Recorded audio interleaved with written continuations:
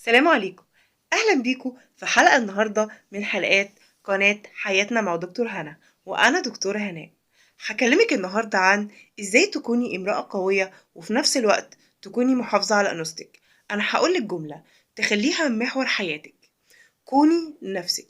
لو انتي مهتمتيش بنفسك ومحافظتيش على نفسك، محدش هيهتم بيكي ولا هيحافظ عليكي. كل ما تعلي بنفسك اللي حواليكي هيعلوا بيكي، وكل ما تقللي بنفسك اللي حواليكي هيستقلوا بيكي. طول ما انتي محافظة على نفسك ومدية لنفسك قيمة وقدر، كل اللي حواليكي هيعلوا بيكي وهيدوكي قيمة وقدر. أول ما تستقلي بنفسك وتقللي من نفسك ومن كرامتك، كل اللي حواليكي هيستقلوا بيكي ويقللوا من كرامتك. طول ما انتي محافظة على نفسك هتحافظي على بيتك وعلى حياتك. أولا، انتي محور الحياة في البيت. لو انتي كنتي تعبانة أو مريضة، البيت هيتهد. لو انتي قررت ان انتي تمشي، البيت هيتهد.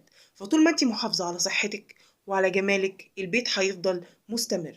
اعملي كل المطلوب منك بخصوص أولادك، بخصوص زوجك، ولو كنتي بنت بخصوص حياتك الشخصية مع باباكي ومامتك. اعملي كل المطلوب منك، لكن ما تحمليش نفسك فوق طاقتك. وفي نفس الوقت يكون عندك وقت لنفسك.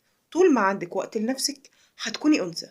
وطول ما عندك وقت لبيتك وأولادك والبيت باباكي في حياتك الشخصية لو كنتي بنت، هتكوني أنثى في نفس الوقت محققة أحلامك. خلي عندك طموح، ما تطمحيش أبدا لحاجة قليلة.